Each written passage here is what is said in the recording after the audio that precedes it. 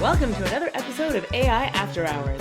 Each month, we cut through the AI hype by answering your top questions and calling bullshit on the headlines that we don't think make any sense. Join us for a monthly roundup of AI news and real insights into what's true and what's not in the world of artificial intelligence. Have a question or a topic? Email us and you can join the conversation at AI Career Boost, support at aicareerboost.com. Let's dive into the world of AI together. I am your co-host, Yuying Chen-Wynn. I am a technology and product executive, extensive experience in AI, fintech, and edtech. I'm an ex-chief product officer turned AI executive, currently leading everything generative AI at the financial company Peak6. It's a family and its family of companies. I specialize in building high-performing teams and actually understanding what it means to meaningfully leverage AI into your business. And I really love talking about AI, especially with my co-host. Awesome. I am that co-host, Polly Allen, and I'm the founder of AI Career Boost, where I spend my time helping product managers and leaders thrive and navigate in the world of AI and the transition into AI leadership roles. I've spent my career in both the product management and software sides of the product development fence, and I'm an ex-Alexa AI principal product manager, where I successfully launched the first AI-generated answers on Alexa back in 2020. And I was fortunate enough to be recognized as one of the top 100 women of the future. I also love talking about AI, especially with my co-host Yuying. Yuying, how are you doing? What are you drinking this week? Well, it's very, very exciting and very, very beneficial to all of our health. I am drinking a very large glass of water in a very see-through cup. So we go. How It's about a you? theme. It's a theme. Today our theme is health, brought to you by the theme of health this week. I have soda water with a little bit of cranberry. I am doing a bit of a sober September with a few minor exceptions for my birthday and things like that. But we will try to amp up the silliness if it's not going to be alcohol this week. We'll just add our dash of personality on the way. That's right. Try to do that. Maybe we'll tackle more complex concepts today because Yeah, exactly. And we'll try to rhyme as we talk. No, let's not do that. Okay, let us jump into our first segment, which is the monthly roundup of AI news.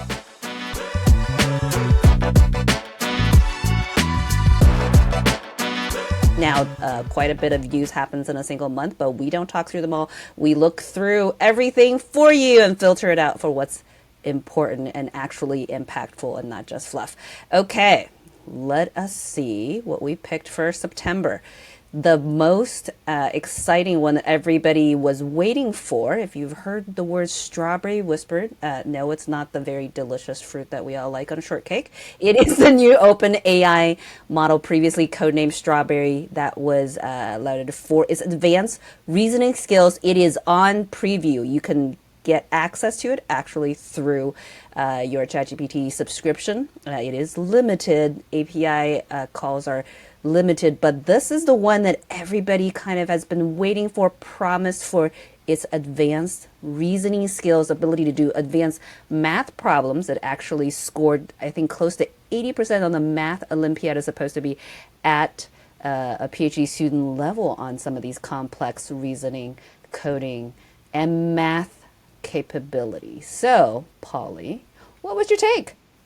yeah. Do you want? Maybe we should kick off with the positives because there are a lot, right? It was interesting. I loved that they did not follow that theme we've been calling out for a while of announcing a model and then not giving anyone access to it, or only the super cool kids who are in some beta preview group. It's of course incredibly restricted, but there is access for everyone who is a ChatGPT Plus subscriber. And I think you mentioned Ying. You guys have access to the API at work, right? So certain tiers of the enterprise offering have access to the API too. Is that right? Yep. It is usage tier 5. I just actually look into it, but if you have some significant usage at the API, you do have API access. So I was really happy to see the announcement and it actually being available somewhere, even through API and the UI. But it's very limited. I didn't hook it up for a very good reason. So a couple of things that is limited. So number one, in terms of this model, no image support. If you remember, it's already multimodal. You could put images not through the O1. No function calls. And in terms of how many calls you can make to it at the API level, it's limited to 50 per week. With that kind of limitation, I just can't hook it up because where our usage much higher than that. So And it's fun to play with. would that be your whole organization? 50 a week? Wow. Yeah. Come on. And you, they want you to taste it, but there's no like strawberry pie, strawberry pudding here. It's full on. Yeah, it's definitely meant for individuals to kind of just test it out and play around, not for trying to create and deploy at any scale whatsoever. Interesting. Yeah.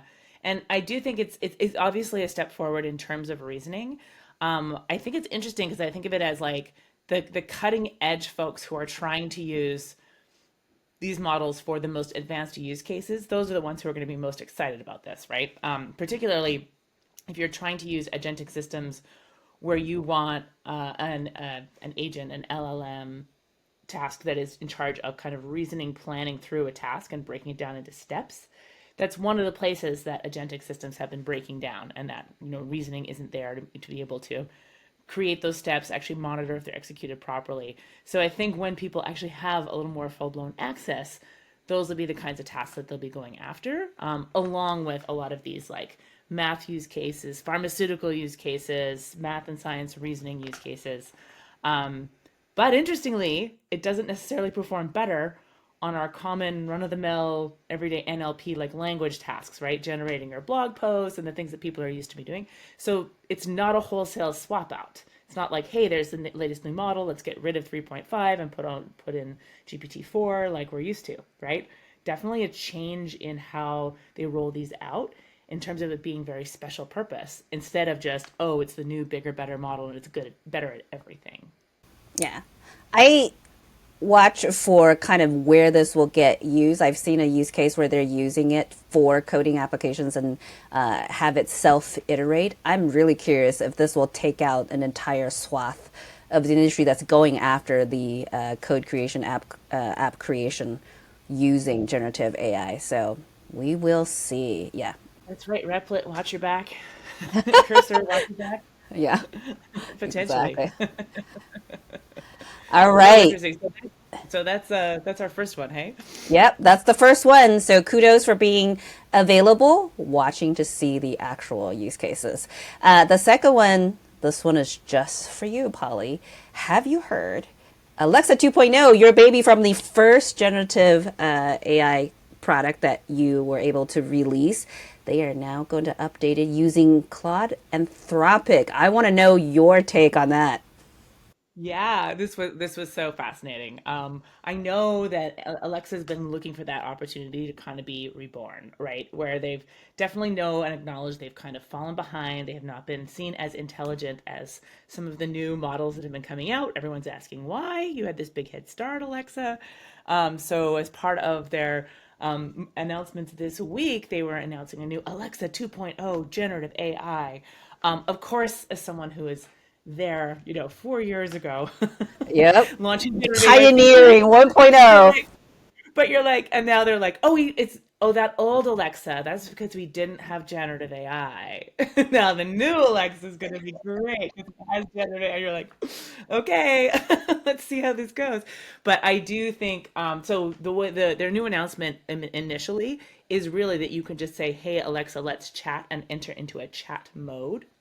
And so it's actually going to be separate, and they've even called out that you can't do things like control your lights when you're in this chat mode, right? And I think that's the key. Um, that their entire like old school, more natural language understanding based kind of chat products, they do have their advantages, right? You do not want it to hallucinate and actually turn on the wrong light, unlock the wrong door, right? Like there's definitely places for LLMs, and then there's places where you really just want reliable systems.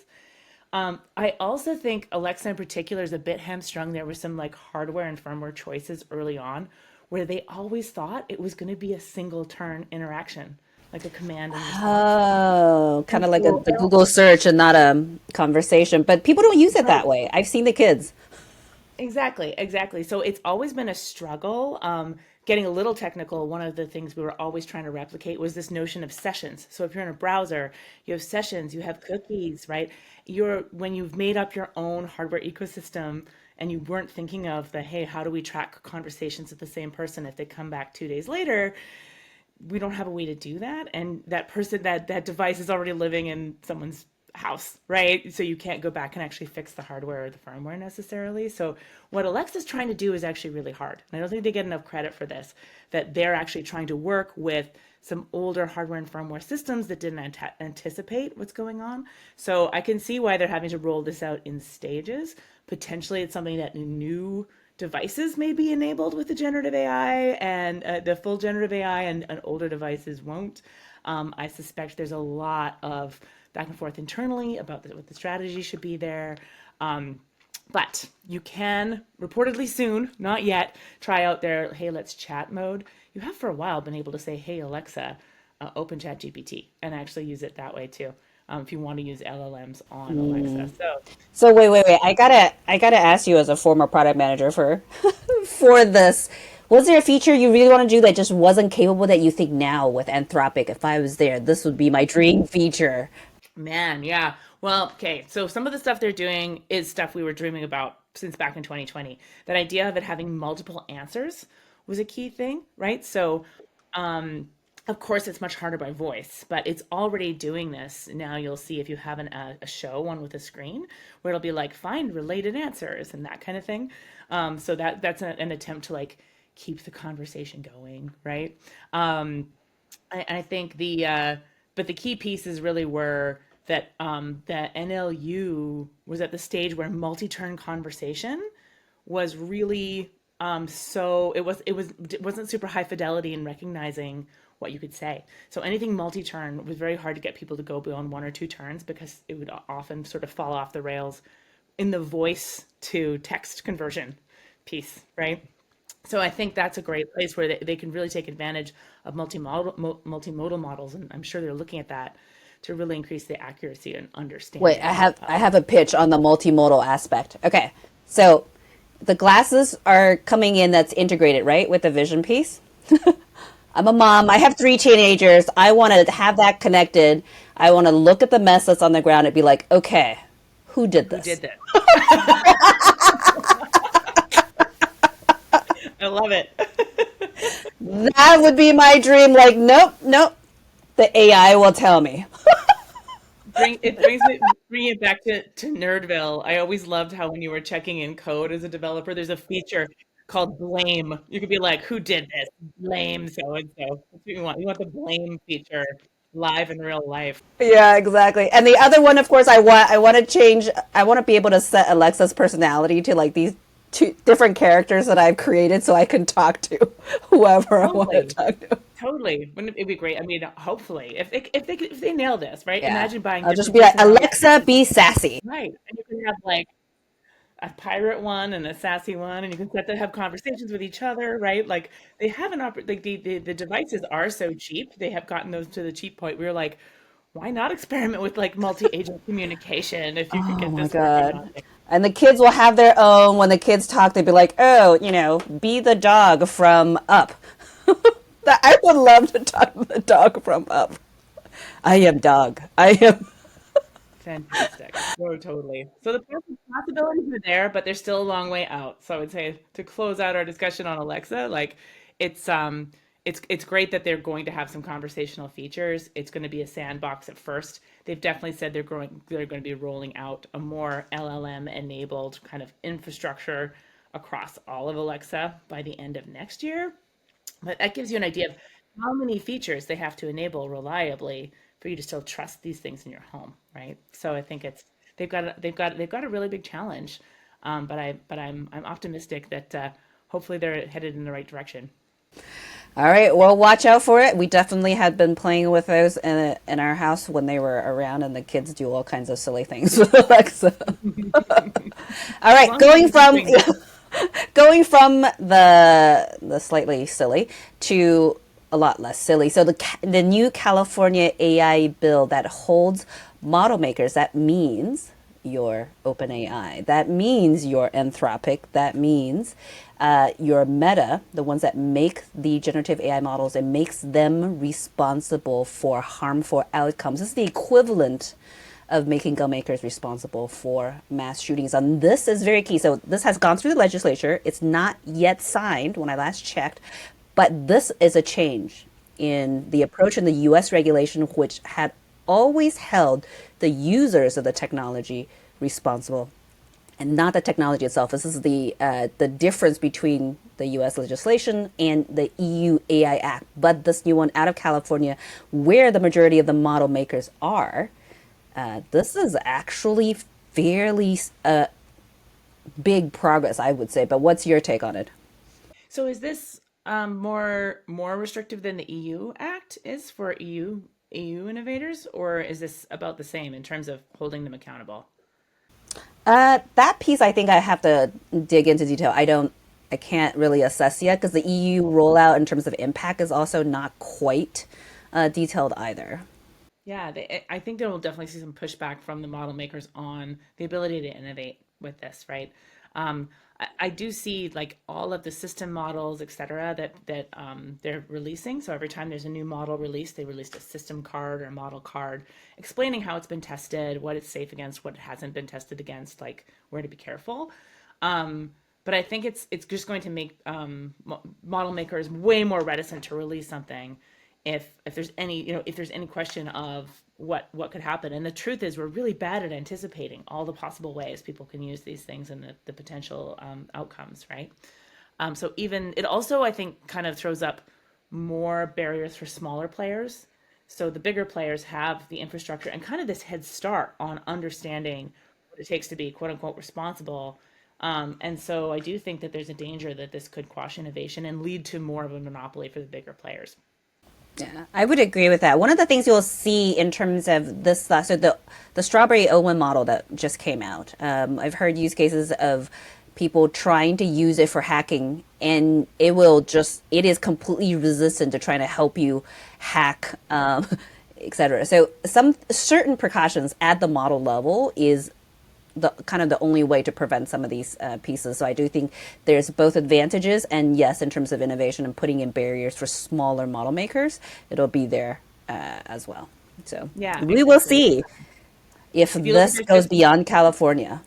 yeah, exactly. If you look at their system card, this latest model, it was heavily reinforcing how much this new reasoning that they're doing in the O1 preview model, part of it was for safety and for alignment and trying to make sure that it was less susceptible to prompt injection attacks. So um, it's definitely going to be a front of mind. But yeah, we shall see if this extends beyond California. Good point. It could be the beginning of something big that could slow down things in a way that we haven't seen before, in the US at least. Yeah. So I think what I'm going to do is kind of keep to the big news. In the various players, there's a lot of different smaller updates. But here's one that I think got overlooked, which you pointed out, Polly, which I really love and want to pull this out. The Apple Earbud, okay, has just received FDA approval as a hearing aid. That means it's approved as a medical device. What does that mean, Polly? Why is this so important that you're like, hey, we got Hey, to wait a talk minute. about this? Right, because it wasn't didn't make big news headlines. It wasn't a big blaring thing, but FDA approval is not an easy process, right? So Apple would have invested heavily to make sure this happens. Which would you rather be wearing, right? One of these bulky, even the newer hearing aids do not look cool, or an Apple earbud, right? 100% earbuds all day long, right? Yeah, Especially if you make me blend look in. normal. Exactly. um, so I think this was a genius move, and it's also something that I've seen several people tracking long term is Apple's real focus on health, right? They've got the Apple Watch and the fitness apps, biomonitoring, tracking, etc. Obviously, I think you look at like the demographics of the U.S. and even worldwide, and the population's aging. They're going to be more concerned having health problems. So I think this is a really interesting harbinger of Apple moving into that space more aggressively and potentially it being really really valuable because I can definitely see that, like, I don't know, as someone who's not in her 20s anymore, looking cool as I What are you age. saying, Polly? Looking cool as I age is, I'm not a vain person, but I wouldn't hate that. And I just think I think I remember Mark Zuckerberg this week had come out saying he thinks Apple is going to be one of their main competitors to Meta in the future. And I just think it's a good time to be keeping an eye on Apple stock.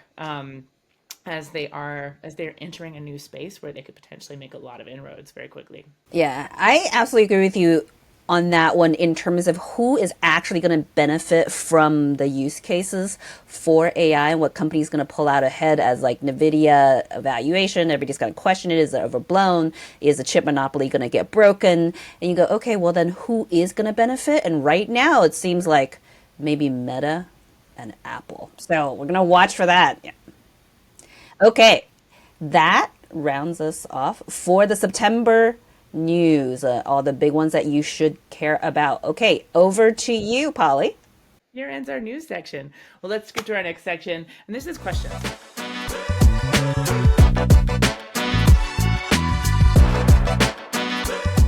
This is really where we dive into the top questions across the AI world that are coming across our desks or coming we're seeing online.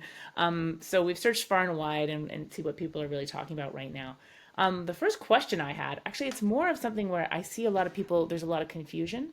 And I wanted to talk about it, which was when we talk about LLM models, people often don't distinguish about whether they're talking about developer facing tools and the APIs or all the tools that these companies are building for the end consumer, right? The millions, the 200 million folks who have tried ChatGPT. So the ChatGPT interface, the Claude Sonnet interface that you're paying, if you're a paid member, you're $20 a month, you might be accessing for free. Often people don't understand that like the APIs don't have a lot of the tools that they're building into the user facing interface. And I thought it was interesting. I wanted to hear your take, on some of your favorite ones of the features that they've built in, and some of the features people might be missing on these user interfaces. Do you have any favorites?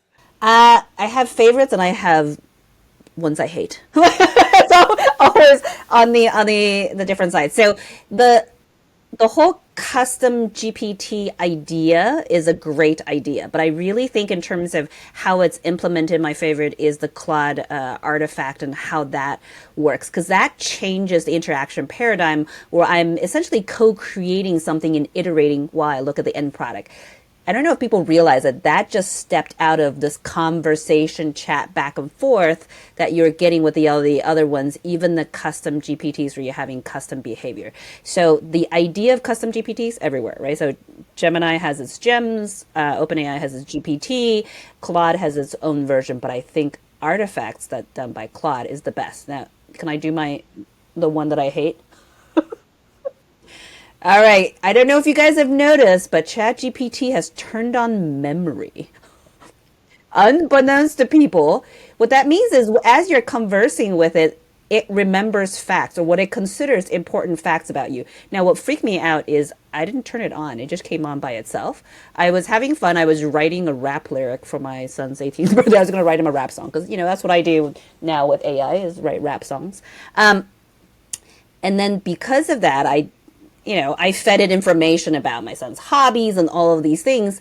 And then I was next having the conversation and it started talking about my son, which freaked me out. I'm like, oh, wait. Hold on a second. No, you are not remembering details about my child that I was, In a no, different not time, in a okay. different conversation, right? So like across conversation memory. And that's the key. We're all used to it like, oh, I'm in one conversation window, it knows the following things. But this is different in that you could open up a whole new chat, say, how's it going? And it'll be like, how's your son doing? How did his Yeah. baseball game go? How's It's your like, wow. renovation? You said you were going to be out of town. I'm like, what? No. Right. Yeah. So you can disable, like there's a mode that's kind of hard to find where you can say make this like a temporary chat, they call it, right? And I kind of think it's almost like incognito mode, like don't remember anything about this chat. It's also the situation under which OpenAI will not use your conversations for training their models. But what you get on the flip side is you don't get to save that conversation as like a conversation you can come back to in your sidebar. So it's kind of a double-edged sword. I also felt like this rollout of it was really not clear to people what it was doing. I was very surprised by this feature too. You can see a little updating memory kind of animation that happens when it's sucking in something from what you've said. And if you right click on that, you can see a list of everything it is remembering about you and Yep. delete. degrees. Yeah. I was just turn off, turn off, turn off.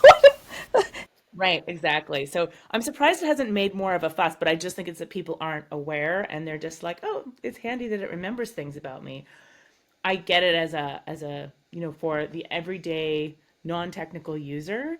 As long as you're not trying lots of different things, if you're really just keeping it on, a set of tasks and really on working on things for you, maybe it's helpful enough. But I still feel like there wasn't enough transparency in that when they launched Yeah, that. yeah, no, I think it's like as a parent, when suddenly the AI is talking to me about my child, I'm like, maybe if it, talk to me about, my hobbies, etc., I'd be like, oh, that's kind of cute. And Totally.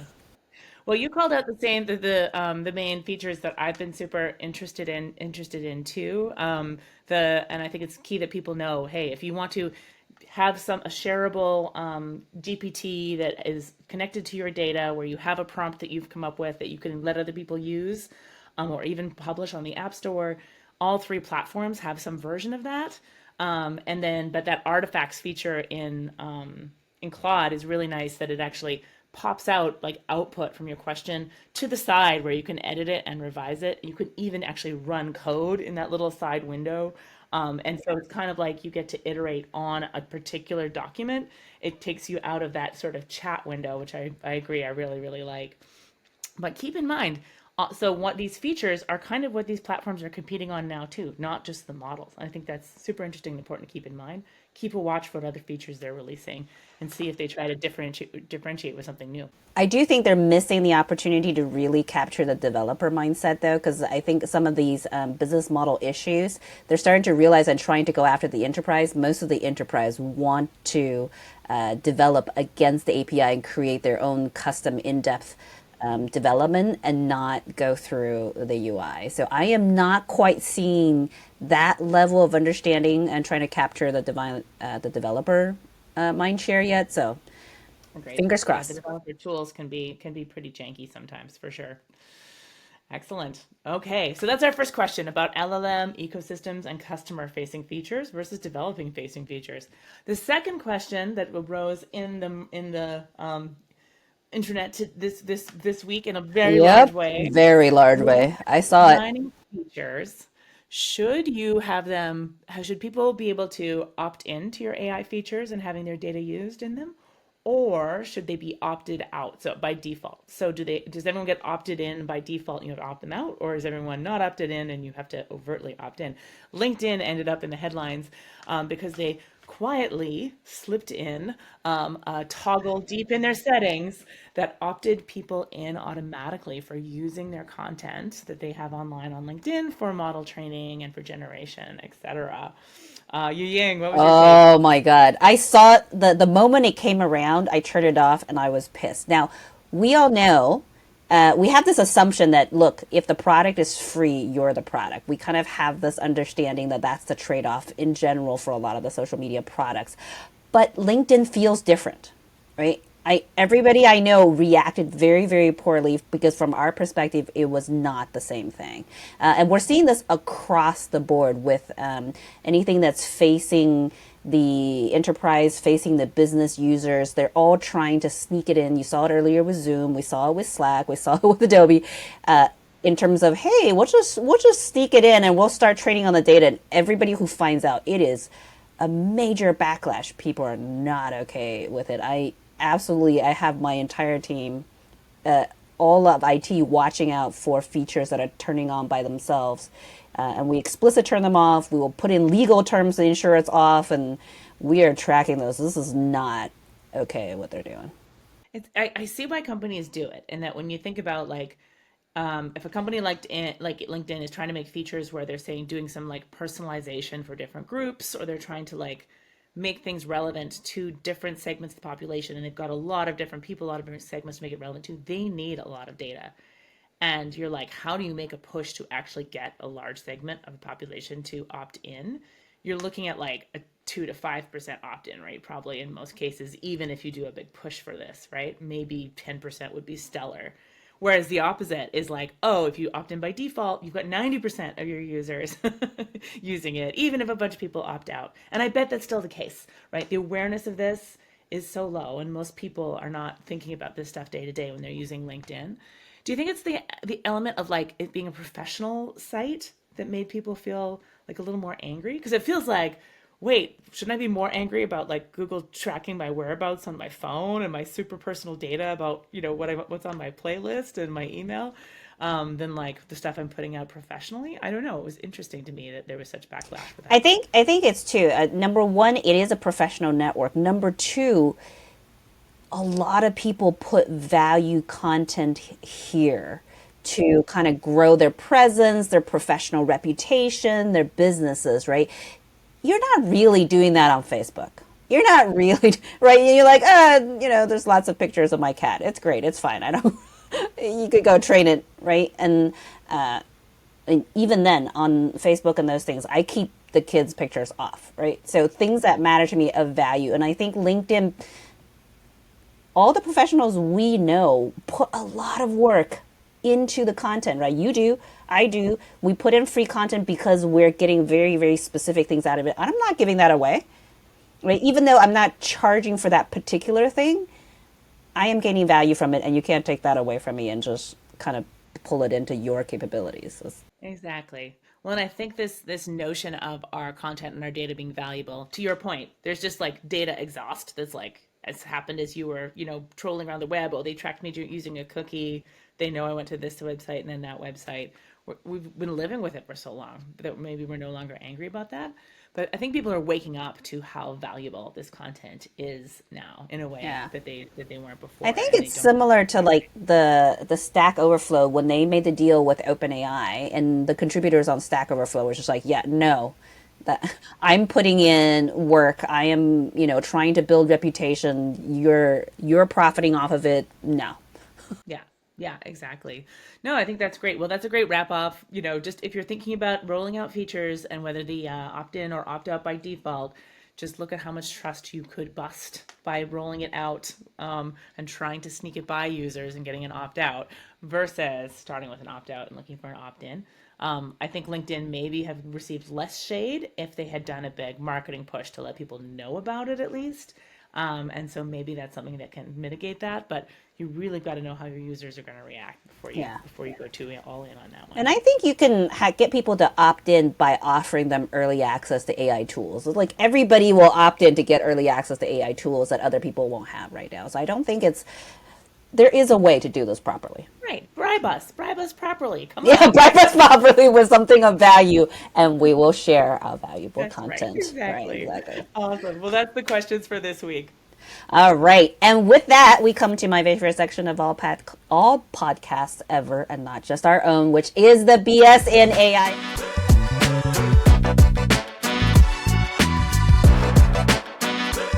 section, as you've heard me say every single time, because it is up to us. It is our holy duty to cut through the BS and the fluff that is out there so that you know what's actually going on in AI.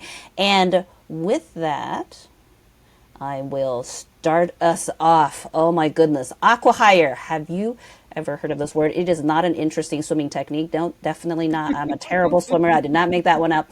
But Synchronized swimming yeah, moves. aquahire swimming. Okay. Amazon, now Microsoft did this first. Inflection AI was a very highly evaluated AI startup. Now, what they did, what they call an acqui-hire, is they hired away almost the entire leadership team and half the employees. They did not buy the company. The company still exists. The usage cap on the company's product has actually have gone down, but it's essentially a way of acquisition without buying the company and paying out the investors for the valuation. And also, you don't come under antitrust scrutiny. Now, you know why I'm upset about this. Amazon just did the similar thing with another startup called Covariant. Hired away the leadership team. You make either the CFO or the COO, the CEO, and people are like, what? And this so that startup technically exists. The investors, for the original investors, don't get a full-on exit as you would get in an acquisition. And because it's not an acquisition, does it come under antitrust scrutiny or monopoly scrutiny? No, because we know that Amazon has had the scrutiny earlier, right? Because partly I'm looking at what, is Amazon going to buy Anthropic? Could they with potential blockers? So, not okay in my book. This is No. just bullshit. Can't do that. Well, not only that, it's like it really is a sign of so the people who leave to go join a bigger company. I mean, this explains why you see headlines like, "Oh, so and so, their technology officer, whoever, left this thing to join Microsoft or whatever." The pay packages have to be insane, right? You're thinking, I've just saved you millions, potentially billions of dollars in not having to quote unquote acquire These another are company. all billion-dollar valuation startups. And yeah, you're like big pay packages, but really relatively, a million a piece. It's only a couple. Right. It makes them seem Relatively. like it seems like it sort of dwarfs that.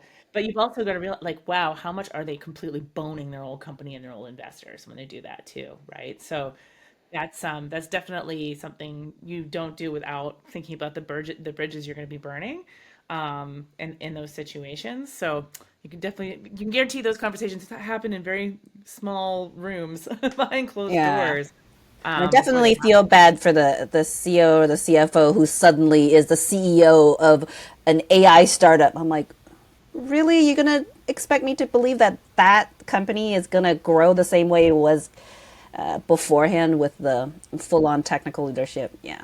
Totally. And when it is so much of the brain trust is what makes a company valuable, it's shady behavior because you're really effectively working around the antitrust, Yeah. as well Come as on, you anything. guys. You have enough money, Microsoft, Amazon.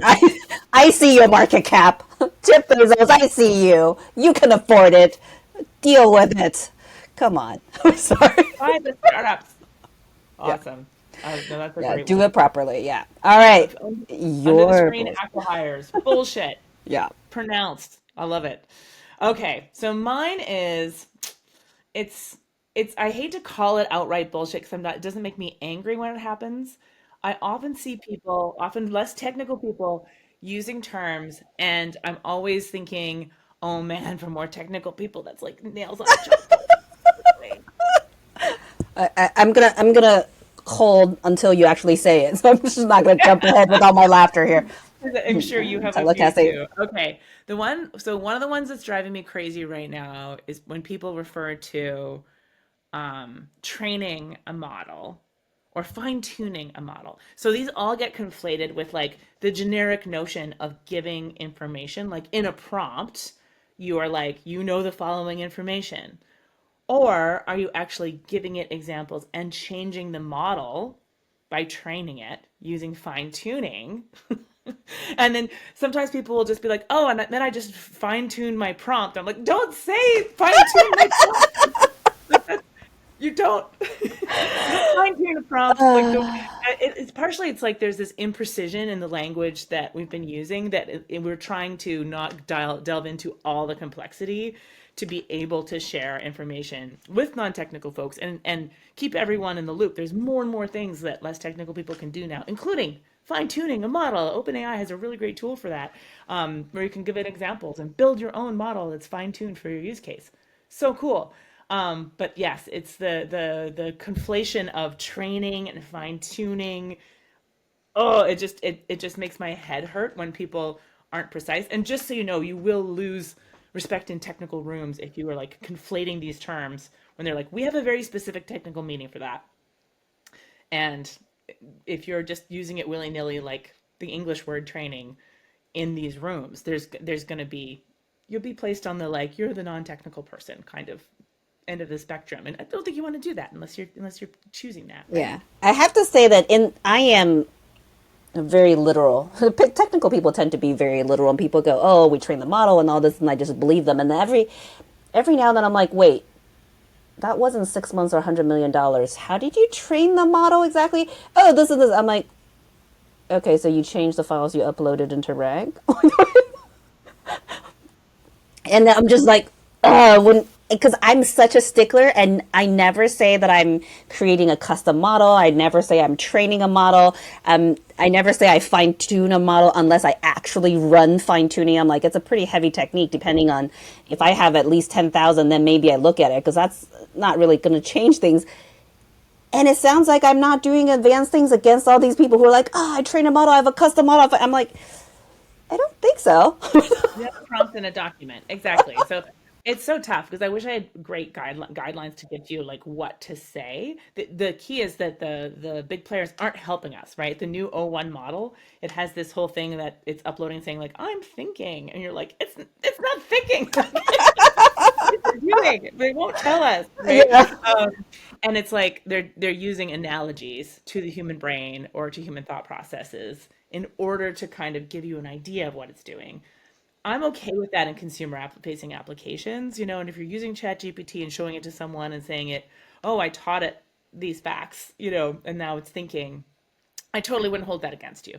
But if we're looking at actually like something where we need to get to super high precision in a model and we're going to actually do fine tuning with a data science team, don't turn around and say, oh, in the meantime I fine-tuned the prompt.